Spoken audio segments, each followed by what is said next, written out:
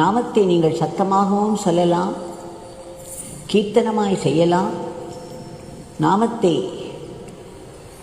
வெளி சத்தமின்றி நாக்கின் நுனியில் உச்சரிக்கலாம், அல்லது நாக்கு நுனி கூட அசையாமல் மனதிற்குள்ளே மௌனமாய் நாமத்தை சொல்லிக்கொள்ளலாம்.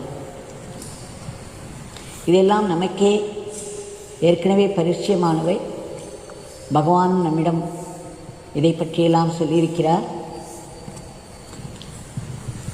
ஒன்றே ஒன்று அவர் கேட்கிறார், தள்ளி இருப்பவர்களை கூப்பிடுவதற்கு நீங்கள் உரத்த குரலில் கூப்பிட வேண்டும். அருகில் இருப்பவர்களுக்கு கூப்பிடும் பொழுது நாம் அவ்வளவு உரத்த குரலில் கூப்பிட மாட்டோம் அல்லவா? நம்முடைய பகவானானவர் நம்முடைய மனதிற்குள்ளேயே இருக்கிறார். நம்முடைய பிரக்ஞை